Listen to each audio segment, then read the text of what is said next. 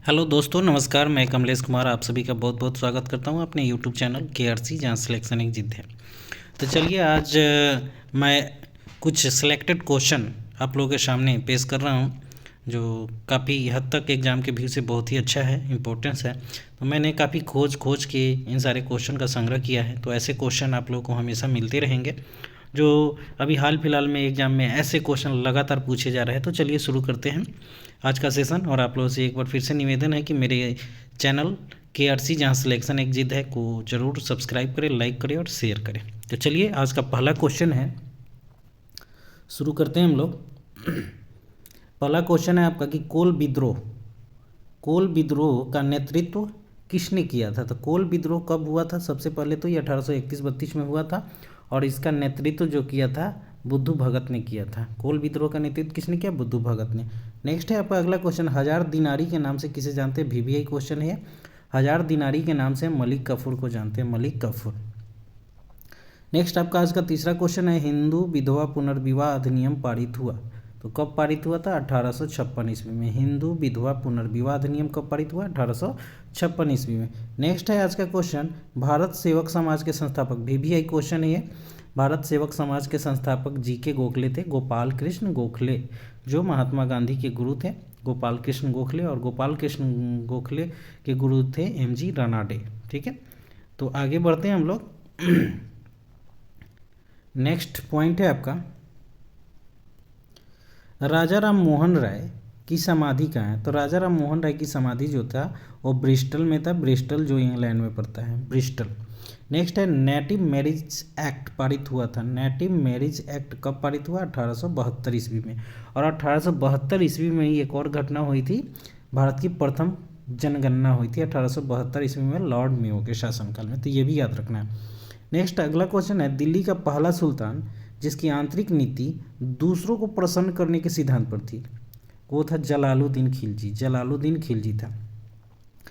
अगला क्वेश्चन है, किस आदिवासी नेता को जगत पिता या धरती अब्बा कहा जाता है? VVI question. ये बिरसा मुंडा। बिरसा मुंडा का संबंध जो था वो उस समय बिहार से ही समझिए, लेकिन अब वर्तमान में झारखंड में चला गया, तो बिरसा मुंडा का संबंध झारखंड से ही कहेंगे।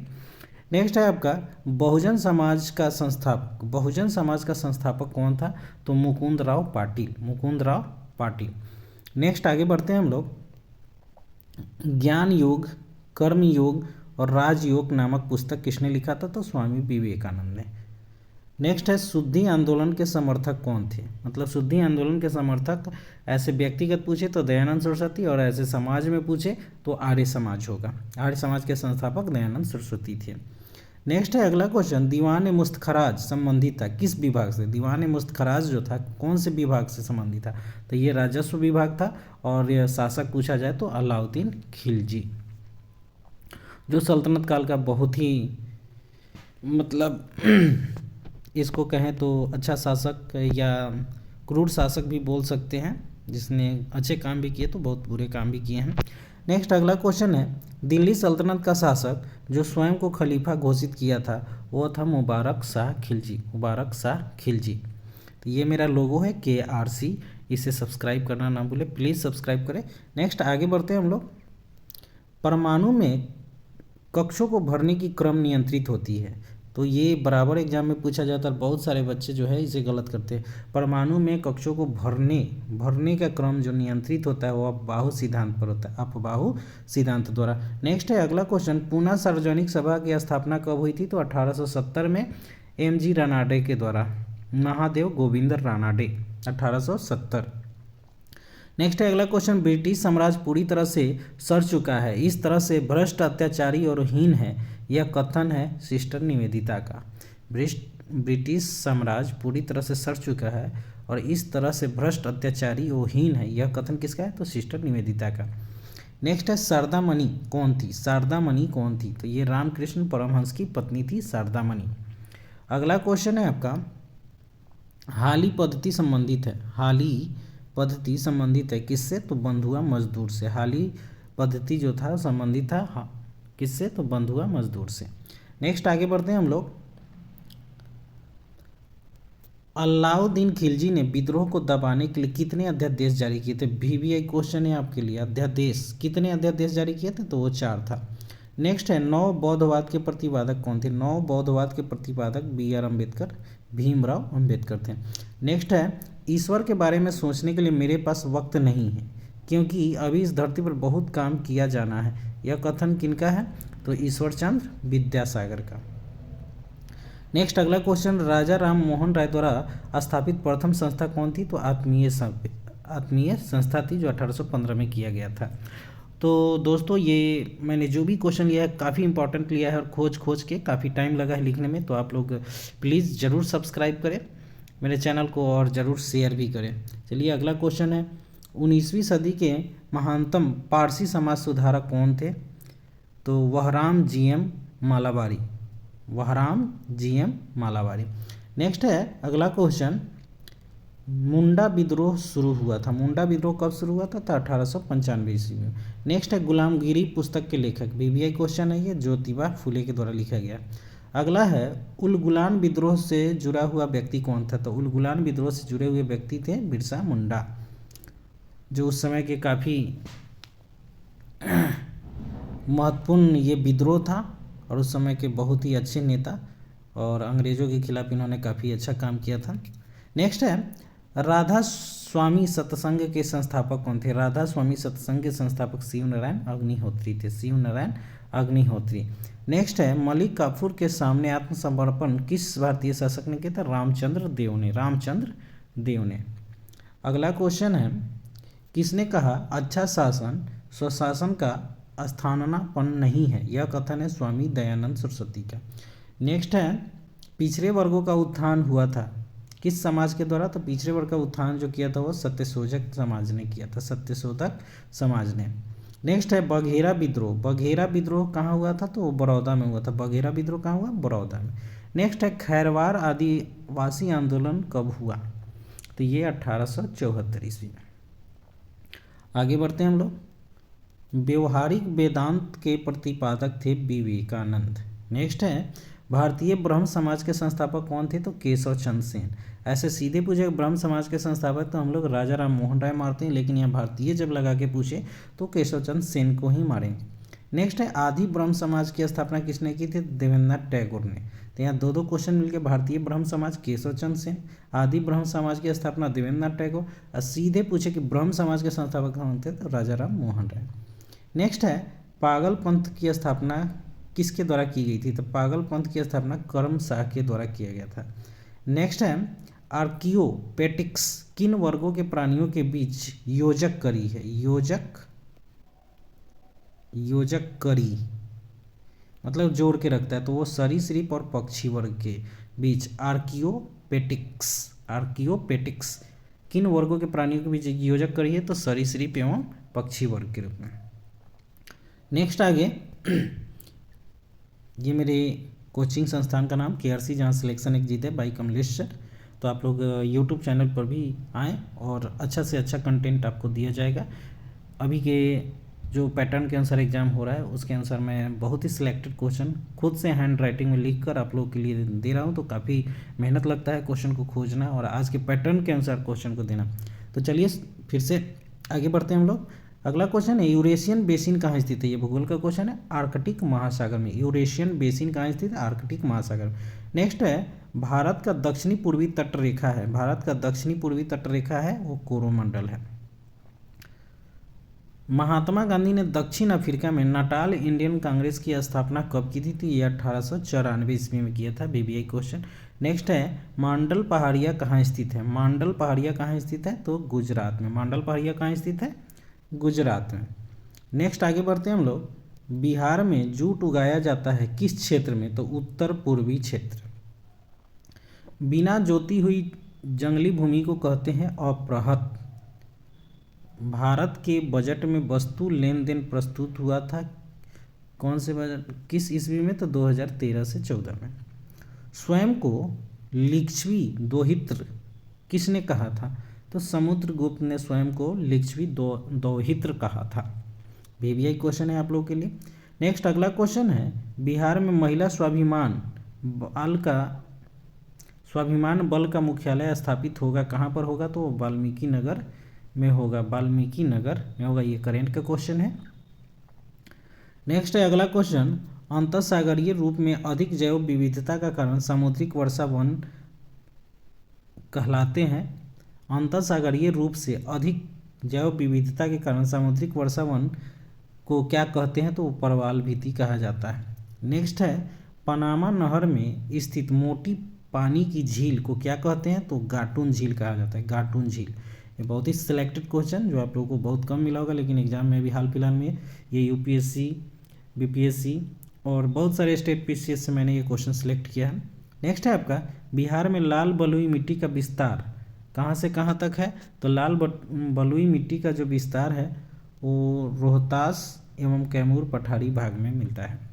नेक्स्ट है कोरल रीफ जीवाश्म पट्टी प्रायः पाया जाता है, तो कर्क रेखा और द्वीपों के बीच तटीय क्षेत्रों में, कर्क रेखा और द्वीपों के बीच तटीय क्षेत्र में। नेक्स्ट है अगला क्वेश्चन, राष्ट्रीय विकास परिषद की अध्यक्षता कौन करता है, तो वो प्रधानमंत्री करता है। बिहार में नक्सलवाद की शुरुआत कहाँ से हुई थी, तो वो भोजपुर जिला से हुई थी। बिहार में नक्सलवाद की शुरुआत कहाँ से हुई थी, तो भोजपुर जिला से। नेक्स्ट अगला क्वेश्चन है मेघालय का पठार भाग है किसका, तो प्रायद्वीपीय खंड का, प्रायद्वीपीय खंड का भाग है। 1765 में दीवानी प्रदान किए जाने के बाद ब्रिटिश सबसे पहले किस पर्वतीय जनजाति के संपर्क में आए, तो खासी जनजाति के संपर्क में आए थे, खासी जनजाति के संपर्क में। नेक्स्ट आगे बढ़ते हैं, इंडियन इंपीरियल कैडेट कॉर्प्स की स्थापना किसने किया था, इंपीरियल कैडेट कॉर्प्स की स्थापना लॉर्ड कर्जन ने किया था। इनका शासन था 1905 ईस्वी में, 1905 से 10 के बीच।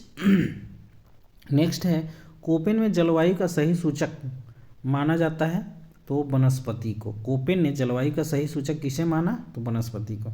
नेक्स्ट है पनामा परियोजना, पनामा परियोजना किस राज्य की परियोजना है, तो गुजरात की। किस राज्य की है, तो गुजरात की। नेक्स्ट है तीसरे आंग्ल मैसूर युद्ध के समय गवर्नर कौन था, तो Lord Cornwallis, Lord Cornwallis. Next आगे बढ़ते हैं हम लोग, पृथ्वी पर अधिकांश ऑक्सीजन उत्पादित होता है तो किससे होता है, तो शैवाल से। शैवालों का अध्ययन किसमें करते हैं, तो फाइकोलॉजी में किया जाता है। नेक्स्ट है दक्षिण अफ्रीका के किस रेलवे स्टेशन से गांधी जी को ट्रेन से फेंका गया था, तो पीटरमारित्सबर्ग, पीटरमारित्सबर्ग दक्षिण अफ्रीका का एक रेलवे स्टेशन है, वहाँ से गांधी जी को फेंक दिया गया था।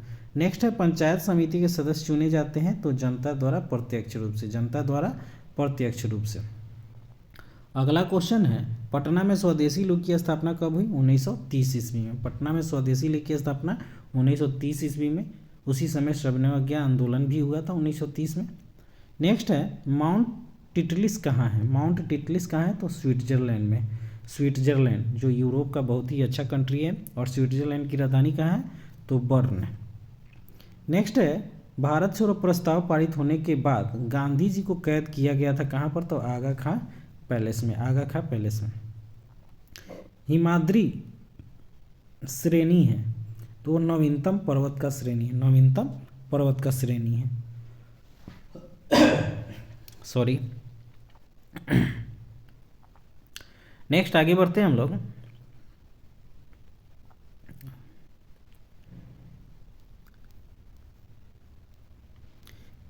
किसी राज्य में विधान परिषद की संरचना और विघटन किया जा सकता है किसके द्वारा, तो संसद के द्वारा। अगला क्वेश्चन है कृष्णदेव राय ने गोलकुंडा युद्ध लड़ा था किससे, तो कुली कुतुब शाह जो था उसके विरुद्ध इन्होंने लड़ाई किया था। मरुस्थल का राजा किस पेड़ को कहते हैं, तो खेजड़ी को कहा जाता है। मरुस्थल का राजा किसे कहते हैं, तो खेजड़ी को कहा जाता है। आगे बढ़ते हैं हम लोग नेक्स्ट क्वेश्चन की तरफ। अनुच्छेद 89 राज्यसभा में सभापति एवं उपसभापति, मतलब अनुच्छेद 89 का संबंध किससे है, तो राज्यसभा में सभापति एवं उपसभापति से।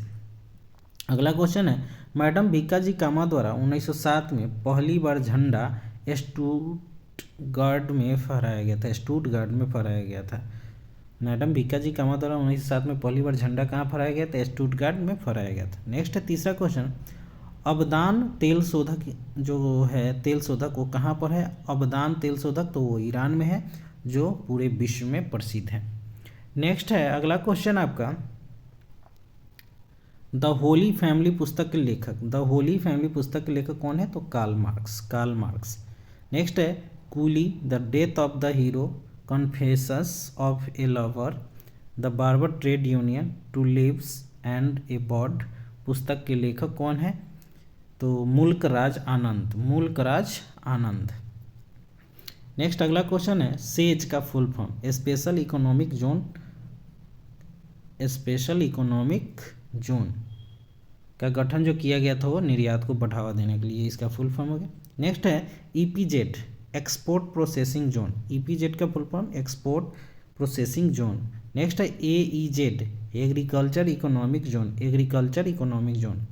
नेक्स्ट है 9 नंबर सार्क, सार्क की स्थापना 8 दिसंबर 1985 को ढाका में किया गया था, जिस समय सदस्य देश थे 8, भारत, पाकिस्तान, बांग्लादेश, नेपाल, भूटान, श्रीलंका, मालदीव और अफगानिस्तान। और सार्क का मुख्यालय कहाँ है? तो काठमांडू में। नेक्स्ट आपका अगला क्वेश्चन जो है काफ़ी पीबीआई है, मानचित्र में पर्वत या पहाड़ को किस रंग द्वारा दर्शाया जाता है? तो लाल रंग के द्वारा, नदी और समुद्र को ब्लू रंग के द्वारा और ऊंचे स्थान को पीला रंग के द्वारा दर्शाया जाता है। तो इसको ध्यान से याद रखेंगे, किसमें? तो मानचित्र में। नेक्स्ट है आगे कारगिल युद्ध कब हुआ था? तो कारगिल युद्ध 1999 में हुआ था। उस समय भारत के जो प्रधानमंत्री थे अटल बिहारी वाजपेयी और पाकिस्तान के प्रधानमंत्री थे नवाज शरीफ। नेक्स्ट है अगला क्वेश्चन पंजाब हिमालय, पंजाब हिमालय की इन दो नदियों का मिलन स्थल पे है तो सिंधु प्लस सतलज जो 560 किलोमीटर। नेक्स्ट है कुमायूं हिमालय जो 320 किलोमीटर, सतलज एवं काली नदी। नेपाल हिमालय जो है 800 किलोमीटर, वो काली एवं तीस्ता नदी के बीच है। और नेक्स्ट क्वेश्चन है असम हिमालय जो 720 किलोमीटर है, वो तीस्ता एवं दिहांग के बीच है। तो ये सब क्वेश्चन एग्जाम में हमेशा पूछे जाते हैं, लेकिन हम लोग को लगता है कि काफ़ी इजी क्वेश्चन है। जब एग्जाम में आते हैं तो ऑप्शन के अनुसार हम लोग काफ़ी कन्फ्यूजन में पड़ जाते हैं। तो ऐसे क्वेश्चन को आप लोग ध्यान दें और याद भी रखें। नेक्स्ट है अगला question trans Himalaya, trans Himalaya जो है किसका भाग है? तो काराकोरम।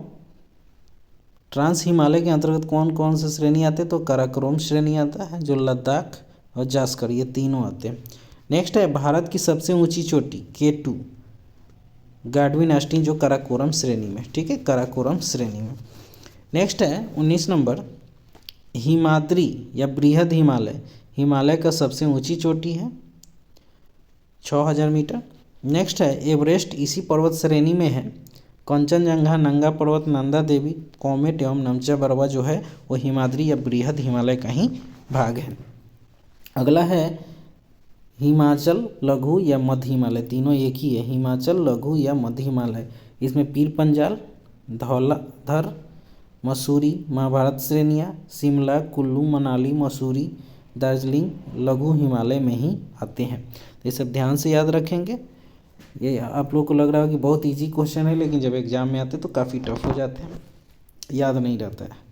नेक्स्ट है शिवालिक निम्न या वाह्य हिमालय, इसका जो ये हिमालय का नवीनतम भाग है।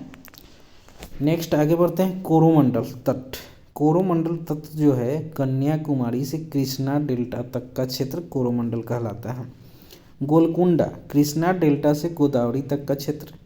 और उत्तरी सरकार जो तट है वो गोदावरी डेल्टा से उत्तरी तटीय तट को बोलते हैं उत्तरी सरकार तट।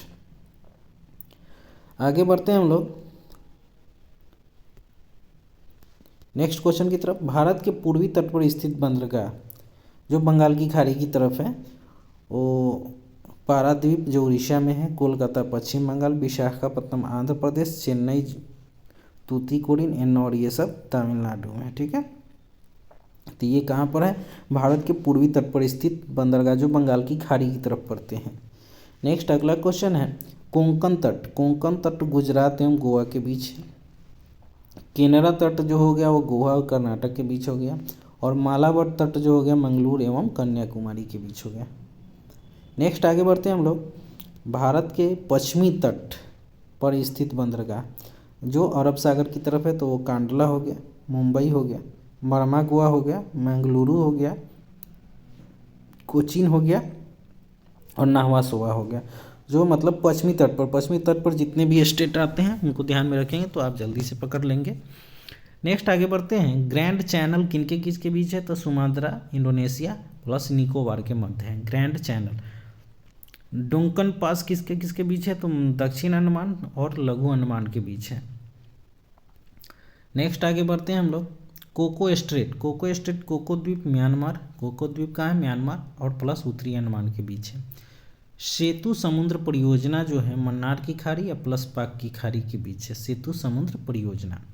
अगला क्वेश्चन है, गंडक नेपाल में शालिग्राम कहते हैं, मैदानी भाग में नारायणी कहा जाता है। गंडक को नेपाल में शालिग्राम और मैदानी भाग में नारायणी। ब्रह्मपुत्र को तिब्बत में सांगपो कहा जाता है और अरुणाचल प्रदेश में दिहांग के नाम से जाना जाता है, दिहांग।